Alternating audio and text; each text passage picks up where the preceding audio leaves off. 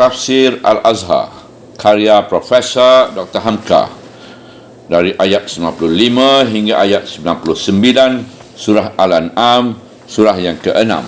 Bismillahirrahmanirrahim.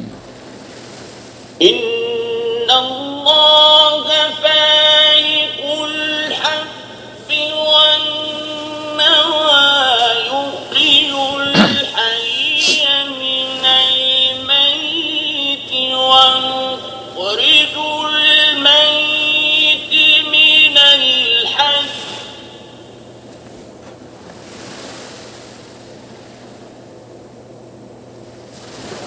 ذلكم الله فأنا تؤفكون. Ayat 95. Sesungguhnya Allah lah pembelah buah dan biji. Dia yang mengeluarkan yang hidup dari yang mati dan pengeluar yang mati dari yang hidup. Demikian itulah Allah. Maka kemana lagi kamu akan dipalingkan?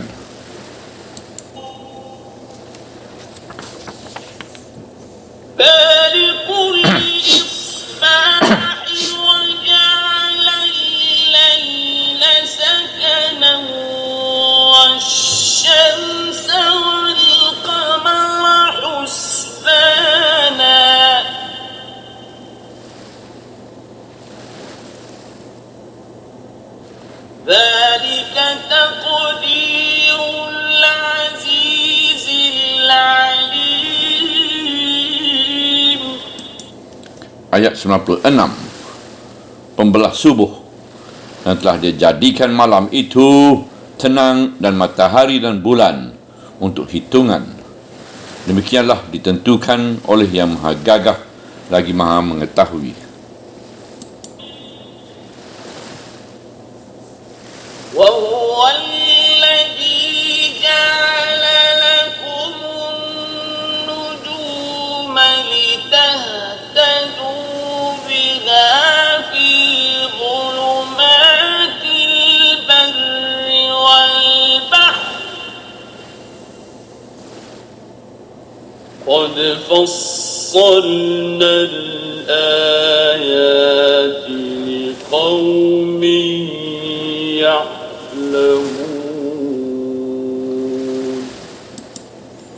Ayat 97.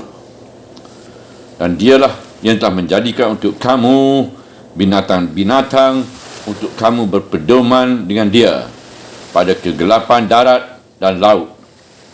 Sesungguhnya telah kami jelaskan tanda-tanda bagi kaum yang berpengetahuan.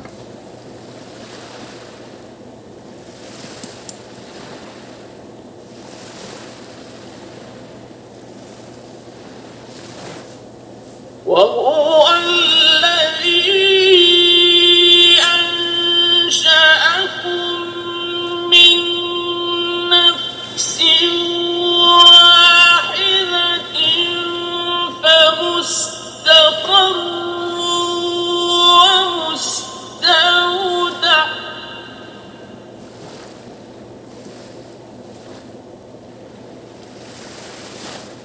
قد فصلنا الآيات لقوم يفقهون. Ayat 98.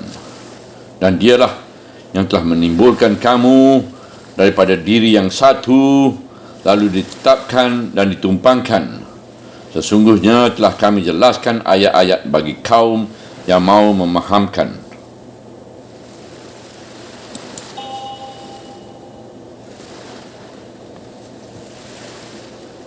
وهو الذي أنزل من السماء ماء فأخرجنا به نبات كل شيء فأخرجنا منه خضرا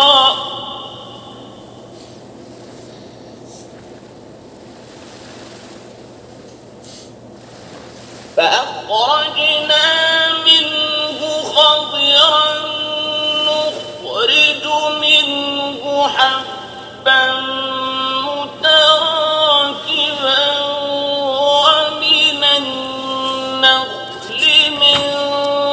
طلعها قنوان دانية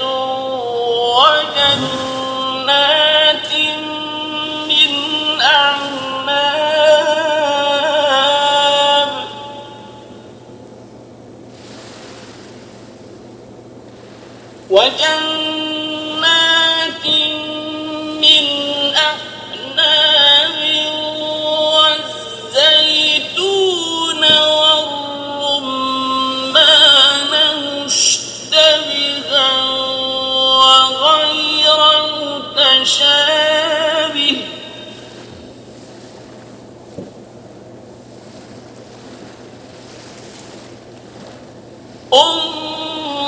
انظروا إلى ثمره إذا أثمر وينعه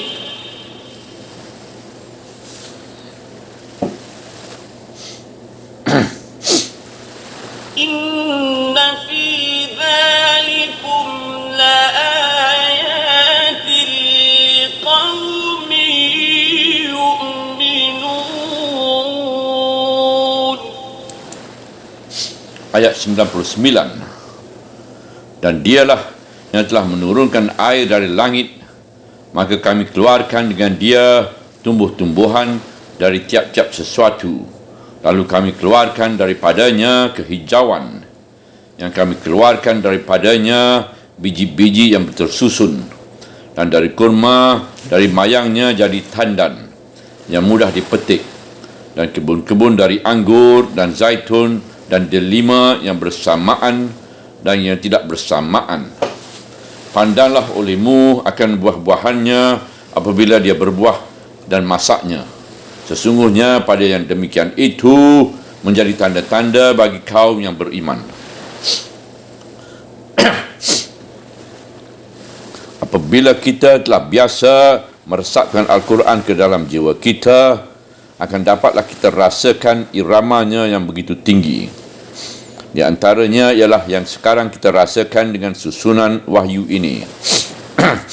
Dari ayat 93 dan 94, kita menjadi kecut dan ngeri dan takut memikirkan hari depan yang gelap kalau iman dan amal tidak ada.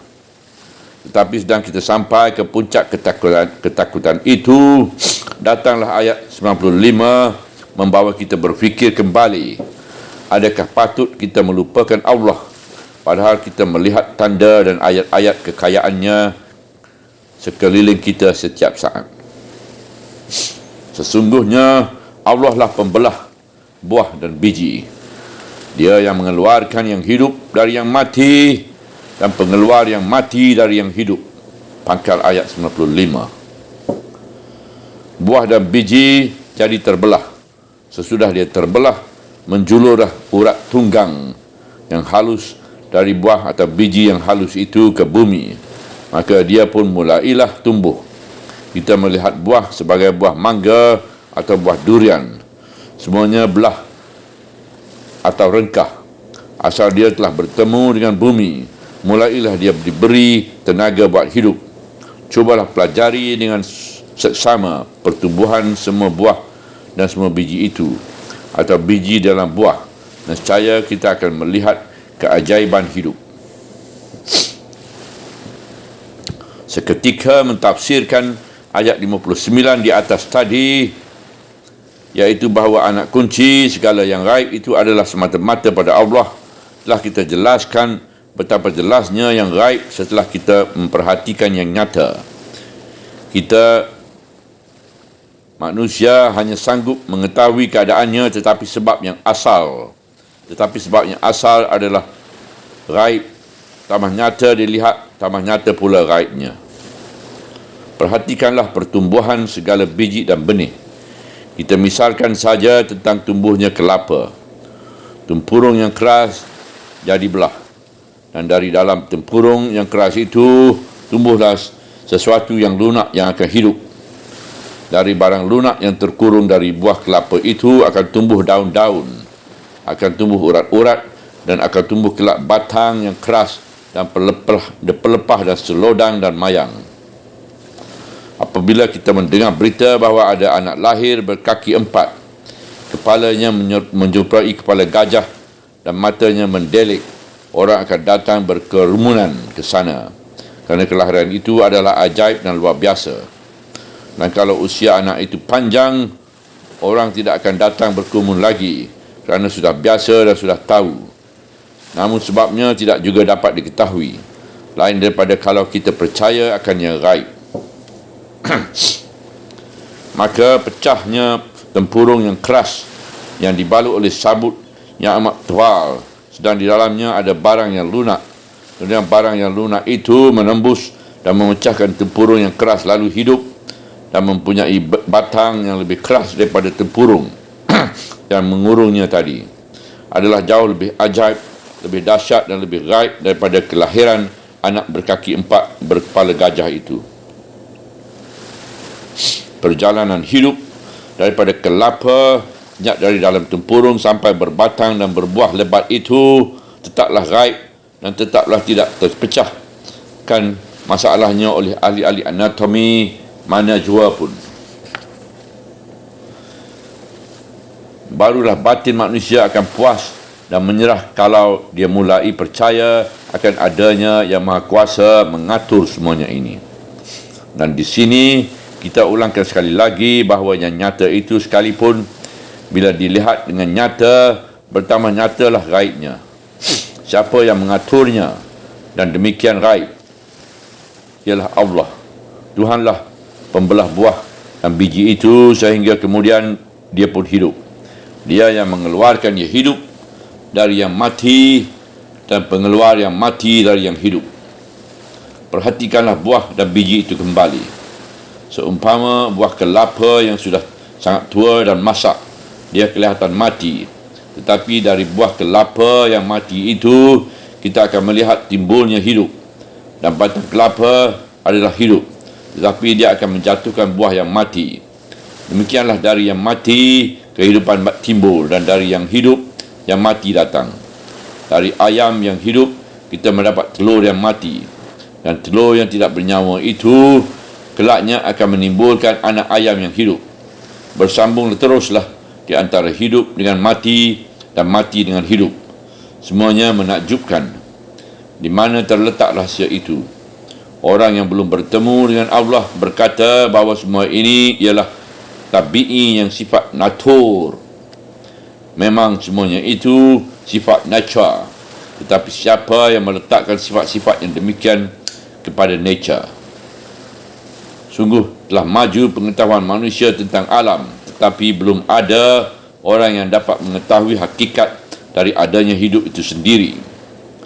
Di mana kita melihat bekas hidup di dalam alam, maka timbullah pertanyaan yang sampai sekarang tidak terjawab oleh ilmu dan tidak juga oleh falsafah, iaitu dari mana sumber hidup itu. Yang menjawab ini hanya agama. Allah lah sumber hidup. Demikian itulah Allah. Maka ke mana lagi kamu akan dipalingkan?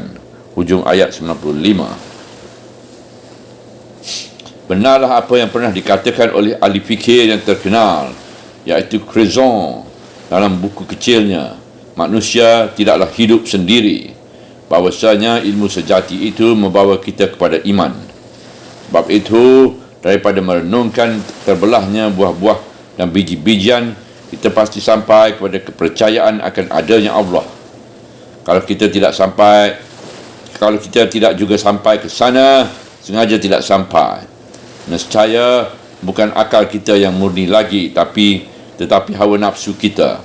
Hawa nafsu yang tidak membawa kita kepada kesimpulan yang jujur. Pembelah subuh, pangkal ayat 96.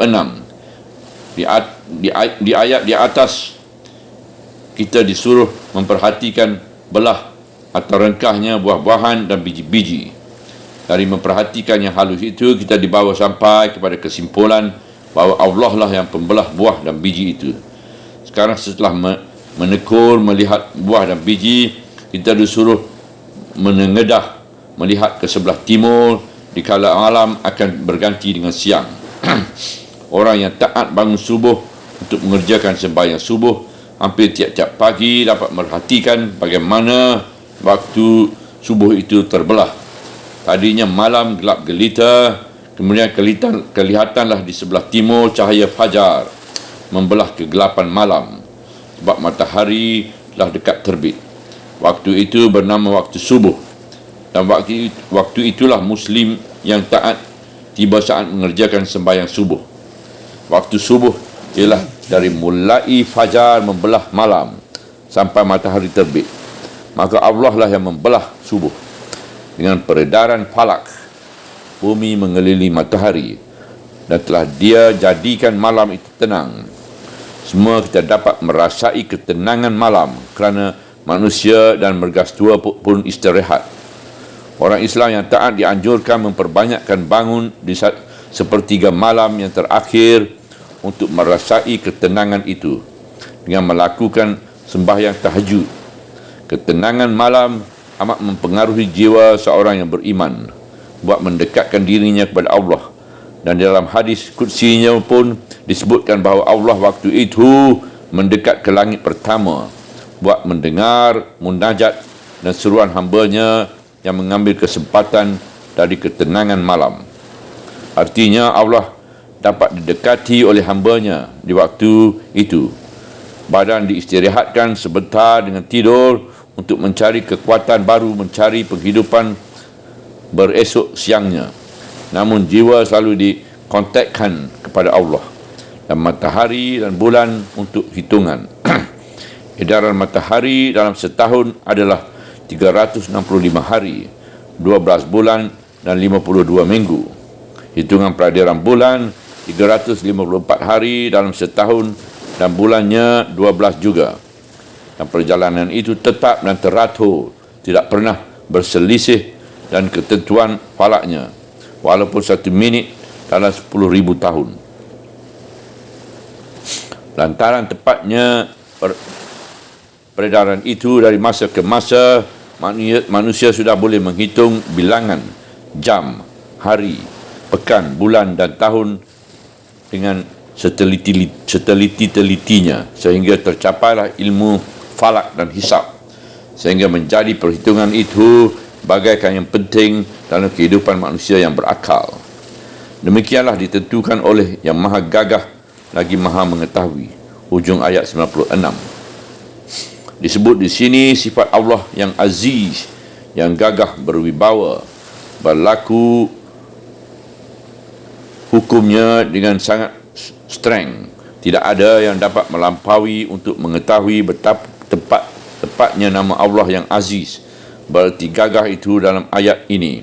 Maka perhatikanlah terlebih dahulu kekayaan Allah yang amat penting itu dan pelajari berapa besarnya, berapa besar bulan dan berapa beratnya, berapa besar bumi dan berapa beratnya, dan berapa pula besar matahari dan berapa beratnya.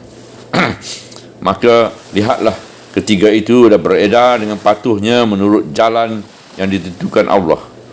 Setengah second pun tidak boleh berubah dan tidak akan berubah, kerana segala sesuatu itu diatur dengan kaedah perseimbangan yang teliti sekali. Bila satu saja menyeleweng, runtuhlah semua dan kiamatlah dunia seluruhnya. Hanya Allah yang aziz saja yang sanggup memaksakan kegagahannya kepada seluruh cakrawala itu sehingga patuh. Dan Allah pun mengetahui segala yang tersimpul dalam perhitungan itu.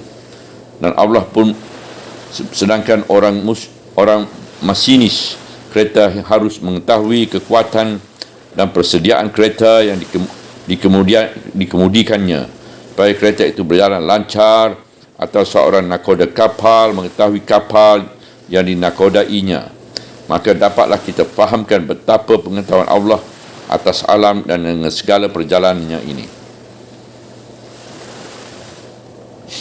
Dan Dialah yang telah menjadikan untuk kamu bintang-bintang, untuk kamu berpedoman dengan Dia pada kegelapan darat dan laut. Pangkal ayat 97. Setelah diterangkan kegunaan matahari dan bulan untuk menghitung musim dan tahun, mengikat janji dan padan, mengenal masa yang lalu dan nanti, diterangkan juga pula bahawa bintang-bintang itu pun berguna untuk kamu untuk menjadi pedoman menentukan haluan timur dan barat, utara dan selatan di dalam kegelapan malam.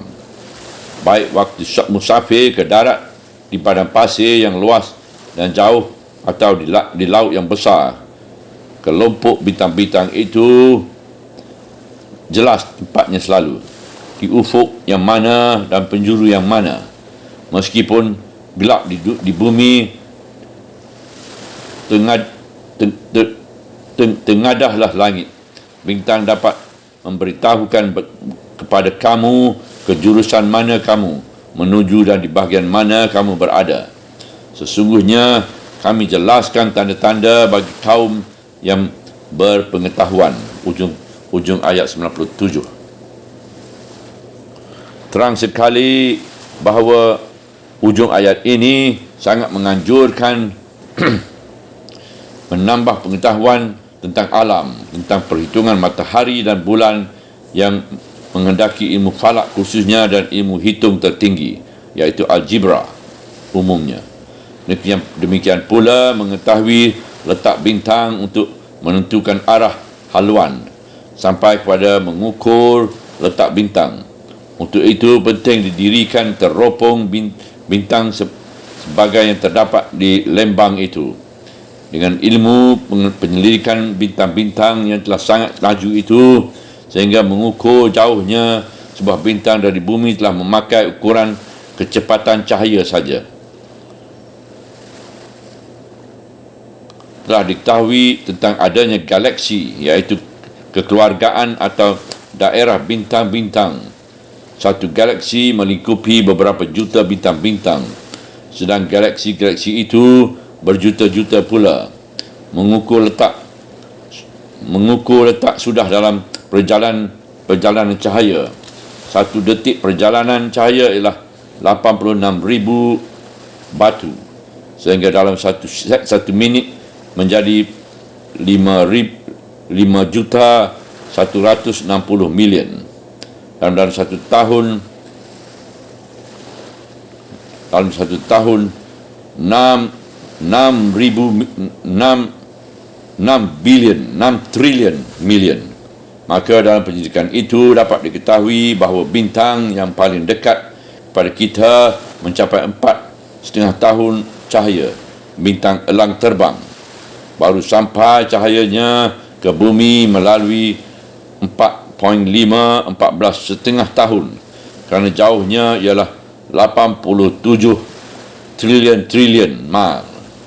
Bintang elang jatuh baru sampai cahayanya ke bumi ialah 30 tahun, sebab jauhnya ialah dari 180 trilion mil. Bintang Syirak, iaitu bintang lembu, baru sampai cahayanya setelah 9 tahun, dan ada bintang lain yang baru sampai cahayanya setelah 1,000 tahun. Penghitung bilang tahun dengan perjalanan cahaya yang pertama dikenal orang ialah Stroh, dan kemudian datang lagi yang lain menyempurnakannya. Dan di sini semuanya menampaklah betapa anjuran Al-Quran mengetahui ilmu alam untuk memperdalam pengetahuan tentang adanya Allah. Lebih akan masuklah rasa iman ke dalam hati dan jiwa kerana pengetahuan daripada jika kita bertekun mempelajari sifat 20. Dengan begini tidaklah mungkin pengetahuan lepas dari agama, melainkan dianjurkan oleh agama. Dan dialah yang telah menimbulkan kamu daripada diri yang satu, lalu ditetapkan dan ditumpangkan. Pangkal ayat 98. Menurut percayaan kita orang Islam dan sejarah ahli kitab Yahudi dan Nasrani, bahawasanya kita manusia ini adalah berasal dari satu diri, iaitu Nabi Adam alaihissalam. Maka diri yang satu itulah yang berkembang biak, memenuhi dan meratai dunia dengan berbagai bangsa dan bahasa dan warna kulit kerana pengaruh iklim. Kita ditumbuhkan sejak dari 100 setetes mani, lalu berangsur tumbuh menjadi segumpal natfah, kemudian itu menjadi alaqah, kemudian itu mudfah. Kemudian itu lahir ke dunia menjadi manusia. Maka bagaimana tumbuhnya biji kecil sampai menjadi pohon besar yang rindang, demikian pula lah pertumbuhan manusia. Kemudian itu ditetapkan sementara waktu tinggal di dunia ini. Setelah akan ditumpangkan ke dalam kubur yang sunyi sampai datang masa panggilan. Sesungguhnya telah kami jelaskan ayat-ayat bagi kaum yang mau memahamkannya. Ujung ayat 98. Pertumbuhan manusia yang berasal hanya dari satu jiwa itu sehingga sampai berkembang biak memenuhi dunia ini. Ada pula ayat Allah yang patut menjadi fikiran bagi manusia sendiri. Makhluk Allah yang bernama insan ini meskipun bahan kejadiannya sama saja dengan makhluk yang lain, sama-sama dari tanah, namun manusia adalah istimewa di antara segala yang hidup. Dia menjadi khalifah Allah dalam bumi. Hingga akalnya manusia itu dapat membongkar rahsia yang disembunyikan oleh Allah dalam bumi, sehingga bertambah nyatalah kekayaan Allah itu. Sebab itu adanya manusia dalam dunia adalah salah satu ayat Allah yang amat penting. Dan dialah yang telah menurunkan air dari langit, maka engkau keluarkan dengan dia tumbuh-tumbuhan dari tiap sesuatu. Kami keluarkan daripadanya kehijauan, pangkal ayat 99. Di sini diterangkanlah kepentingan air hujan bagi hidup. Air hujan yang turun itu menyebabkan tumbuhnya berbagai warna tumbuh-tumbuhan besar dan kecil, sejak dari rumput sampai beringin, sampai bumi menjadi subur. Yang dimaksud dengan hijau atau kehijauan di sini ialah pohon-pohon yang banyak menghasilkan biji dan biji-bijian. Kehijauan ialah kesuburan yang kami keluarkan daripadanya biji-biji yang bersusun. Banyaklah pohon menghijau itu memberikan buah bersusun untuk menghijau lantaran suburnya. Dan dari kurma, dari mayangnya jadi tandan yang mudah dipetik. Maka dari antara pohon menghijau yang banyak macam dengan buah dan biji bersusu itu, Allah menyuruh memperhatikan kurma, masakan penting bagi bangsa yang mula menerima Al-Quran itu. Dalam mayangnya yang bergantung pada tandannya itu bersusunlah buahnya yang luar biasa lazatnya. Kemudian itu diperingatkan pula dari hal kebun-kebun, dan kebun-kebun dari anggur dan zaitun dan delima, yang bersamaan dengan yang tidak bersamaan, baik anggur ataupun zaitun. Terutama lagi delima, ada yang serupa, ada anggur yang putih dan hijau dan merah warnanya tetapi sama manisnya. Zaitun demikian pula, delima ada yang serupa sama-sama manis, tetapi ada pula yang sama rupa tetapi berlain rasa. Kadang di dalam rasa yang sama-sama manis terdapat pula perlainan manisnya, seumpama yang kita lihat pada pisang juga. Meskipun datang dari daun pisang serupa tetapi bermacamlah jenis pisang. Pisang ambun, pisang raja serai, pisang raja tenalun, pisang jarum, pisang lidi, pisang tembatu dan sebagainya. Demikian pula lah delima. Tadi, pandanglah olehmu akan buah-buahan apabila dia berbuah dan masaknya. Cubalah perhatikan apabila datang musim, segala buah-buahan itu berbuah sungguh-sungguh. Semuanya itu mengheran dan menakjubkan. Apatah lagi bagi yang diperhatikan setelah dia masak. Nescaya akan timbullah iman dalam hati bahawa manusia hidup di dalam dunia ini yang berkembang berasal dari satu jiwa adalah mendapat jaminan hidup yang sempurna dari Allah, dan tidak ada selain Allah yang membuatnya jadi begitu. Sesungguhnya pada yang demikian itu menjadi tanda-tanda bagi kaum yang beriman. Ujung ayat 99. Bagai juga memperhatikan belahnya buah biji dan buah, keluarnya yang hidup dari yang mati dan keluarnya yang mati daripada yang hidup. sampai kepada belahnya tubuh kerana terbitnya fajar, kejadian manusia, hujan turun dari langit dan sebagainya, sampai kepada berbagai ragam buah-buahan itu, maka sesamanya adalah mengajak kita berfikir, buat menambah ilmu tentang alam, dan akhirnya buat meneguhkan iman kita kepada Allah. Sebagai yang telah kita jelaskan tadi, maka dengan melihat alam yang ada di sekeliling kita ini, akan bertambahlah kepercayaan kita kepada Allah. Dan tidaklah akan lagi ada lagi sesuatu yang akan memalingkan kita dari akan sampai kepada ujung pemikiran, iaitu tentang adanya Allah dan tentang meresapkannya adanya Allah yang Maha Kuasa. Tidaklah ada perlunya hendak kita cari pula zat diri daripada Allah itu, bagaimana rupanya, bentuknya, warna dan tempatnya. Serupa juga dalam hal ini dengan meyakinkan adanya elektrik sebagai makhluk Allah yang pertemuan positif dan negatif dalam alam menimbulkan atom, menimbulkan daya dalam listrik. Hati kita tidak akan membelok lagi kepada yang lain bahawa listrik memang ada, tetapi akan memayahkan diri dan tenaga kalau hendak kita cari apa pula yang sebenarnya listrik itu.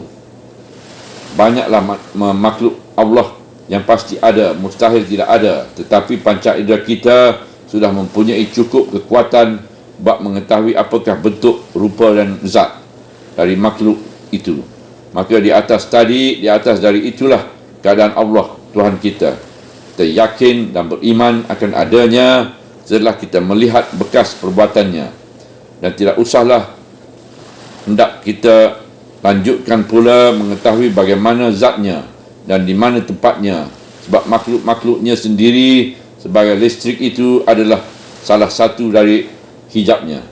Subhanallah walhamdulillah wala ilaha illallah wallahu akbar wala hawla wala quwwata illa billahil aliyyil azim wala hawla wala quwwata illa billahil aliyyil azim wala hawla wala quwwata illa billahil aliyyil azim.